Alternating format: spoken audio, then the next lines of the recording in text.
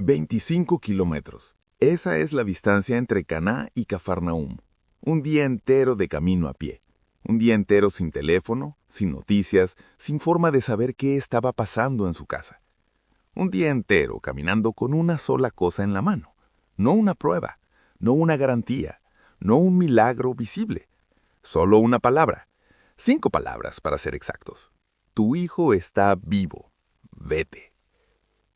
Y con eso tuvo que caminar.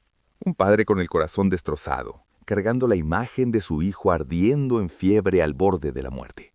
Un padre que había hecho el viaje contrario esa misma mañana, desesperado, buscando a un hombre del que solo había oído hablar. Un padre que le suplicó que viniera a su casa, que pusiera las manos sobre su hijo, que hiciera algo visible, algo tangible, algo que pudiera ver con sus propios ojos. Y Jesús no fue, no lo acompañó, no hizo ningún gesto, solo habló y le dijo que se fuera. Hay algo en esta historia que debería detener a cualquiera que alguna vez haya rezado y sentido que no recibió respuesta. Cualquiera que haya pedido un milagro y lo único que obtuvo fue silencio. Cualquiera que esté caminando hoy por su propia ruta de Caná a Cafarnaúm sin saber qué le espera al llegar. Porque esta historia no es solo sobre un padre y su hijo enfermo. Es sobre lo que Dios nos pide que hagamos con nuestra fe cuando no podemos ver. Bienvenido al Evangelio del Día en 10 minutos, donde cada día profundizamos en la palabra para que no se quede solo en algo que escuchamos, sino en algo que transforma nuestras vidas. Si eres alguien que quiere tomarse en serio su fe, crecer espiritualmente y dejar de vivir en piloto automático, suscríbete al canal y dale like a este video. Vamos al Evangelio. El Evangelio de hoy está tomado de San Juan, capítulo 4, versículos 43 al 54. Dice así: En aquel tiempo, Jesús salió de Samaria y se fue a Galilea. Jesús mismo había declarado que un profeta no es honrado en su propia tierra. Cuando llegó a Galilea, los galileos lo recibieron bien, porque habían visto todo lo que había hecho en Jerusalén durante la fiesta, pues también ellos habían ido a la fiesta. Volvió entonces a Caná de Galilea, donde había convertido el agua en vino. Había un funcionario real cuyo hijo estaba enfermo en Cafarnaúm. Al enterarse de que Jesús había venido de Judea a Galilea, fue a verlo y le rogó que bajara a curar a su hijo, que estaba a punto de morir. Jesús le dijo: Si no ven señales y prodigios, no creen. El funcionario le dijo: Señor, baja antes de que mi niño muera. Jesús le contestó: Vete, tu hijo está vivo. El hombre creyó en la palabra que Jesús le había dicho, y se puso en camino. Creyó y caminó, en ese orden. No vio y después creyó. Creyó primero, y luego caminó, en dirección a lo desconocido, sin confirmación, sin garantía, con todo el peso de la incertidumbre sobre los hombros. Cada paso de ese camino de regreso fue un acto de fe. San Gregorio Magno, reflexionando sobre este pasaje, señala que la fe de este hombre creció en etapas. Primero, creyó lo suficiente como para ir a buscar a Jesús. Esa era una fe incipiente, mezclada con desesperación. Luego, creyó lo suficiente como para obedecer la palabra y caminar de regreso sin pruebas. Esa ya era una fe más madura, más pura. Y finalmente, cuando sus siervos confirman la hora exacta de la curación, creyó él con toda su familia. Esa fue la fe completa, la que no solo acepta un favor de Dios, sino que reconoce quién es Dios. 3 niveles de fe, 3 momentos distintos, y ninguno de ellos fue instantáneo. La fe fue creciendo en el camino, literalmente. El Catecismo de la Iglesia Católica, en el número 154, enseña que creer es un acto del entendimiento que asiente a la verdad divina por imperio de la voluntad movida por Dios mediante la gracia. Es decir, la fe no es un sentimiento que aparece de la nada, es una decisión de la voluntad sostenida por la gracia de Dios. Este hombre decidió creer, decidió caminar, y la gracia sostuvo cada paso. Pero pensemos por un momento en ese camino de regreso, porque el Evangelio lo resume en una línea, pero la experiencia debió ser mucho más larga y mucho más pesada de lo que las palabras transmiten. Imagina la primera hora de caminata, la adrenalina del encuentro con Jesús todavía fresca, la esperanza viva, la palabra resonando: tu hijo está vivo. Tal vez en ese primer tramo la fe se sentía fuerte. Ahora imagina la tercera hora, el sol cayendo, el cansancio, y la mente empezando a hacer lo que siempre hace, dudar.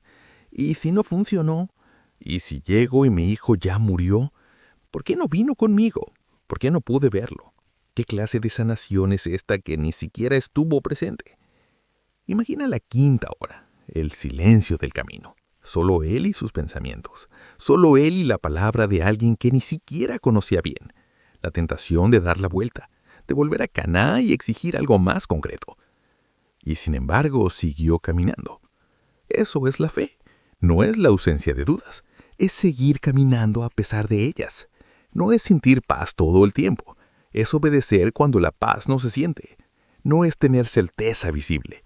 Es confiar en una palabra que no puedes verificar hasta que llegas al final del camino. La carta a los Hebreos, capítulo 11, versículo 1, lo define con una precisión que encaja perfectamente con esta historia. La fe es garantía de lo que se espera, prueba de lo que no se ve. Este hombre esperaba que su hijo viviera. No lo podía ver, no lo podía confirmar, pero caminó como si ya fuera verdad, porque la palabra de Jesús era su única garantía, y resultó ser suficiente. El momento más conmovedor de la historia llega al día siguiente. Los siervos salen a su encuentro y le dicen que su hijo vive. Y él hace algo que revela la profundidad de lo que estaba pasando en su interior. Les pregunta la hora. No le basta saber que su hijo está bien. Necesita saber cuándo. Necesita confirmar lo que su corazón ya intuía. Y cuando le dicen, ayer a la 1 de la tarde se le quitó la fiebre, todo encaja. Esa fue la hora exacta en que Jesús pronunció aquellas palabras. Y ahí su fe deja de ser la fe de un padre desesperado pidiendo un favor. Se convierte en la fe de un hombre que reconoce que está frente a algo mucho más grande que una curación. Está frente al poder de Dios, actuando a través de una sola palabra, a distancia, sin contacto, sin ritual, sin ninguna mediación visible, solo la palabra. Y la palabra fue suficiente. San Juan escribe al final del pasaje que esta fue la segunda señal que Jesús realizó en Galilea. La primera fue convertir el agua en vino, también en Caná. Pero hay una diferencia fundamental entre las dos. En la boda de Caná, todos vieron el milagro, probaron el vino, tocaron las tinajas. La señal fue visible, tangible, inmediata. En esta segunda señal, nadie vio nada. El Padre no vio la curación, los siervos no vieron a Jesús, el Hijo no supo quién lo sanó. Todo sucedió en lo invisible, en lo oculto, en la distancia. Y precisamente por eso, esta señal exigió una fe más profunda. El Catecismo, en el número 148, presenta a Abraham como modelo de fe. Abraham creyó en Dios y se puso en camino sin saber a dónde iba. Este funcionario hizo algo similar. Creyó en la palabra de Jesús y se puso en camino sin saber qué iba a encontrar. La fe de Abraham y la fe de este padre tienen la misma estructura. Confianza total en la palabra de Dios cuando todo lo visible parece insuficiente. Y eso habla directamente a cualquiera que esté viviendo hoy una situación donde no puede ver la mano de Dios, donde rezó y aparentemente nada cambió, donde pidió y la respuesta no llegó en la forma que esperaba, donde la curación no vino, la puerta no se abrió, el problema no se resolvió. Porque la pregunta que este evangelio plantea no es si Dios puede sanar, resolver o intervenir. La pregunta es si somos capaces de creer en su palabra cuando no podemos ver su mano. Si somos capaces de caminar de regreso a casa, al trabajo, a la vida cotidiana, sostenidos únicamente por lo que Él dijo, sin señales, sin prodigios, sin pruebas visibles. Jesús lo dijo con toda claridad al principio de la escena. Si no ven señales y prodigios, no creen. Esa no fue una crítica al funcionario solamente, es una radiografía de nuestra fe, porque todos, en mayor o menor medida, queremos ver para creer. Queremos la señal, la confirmación, la experiencia sensible. Y Jesús nos invita a algo más alto. Nos invita a creer en su palabra, solo en su palabra, aunque el camino sea largo, aunque la noche caiga, aunque la duda grite más fuerte que la esperanza.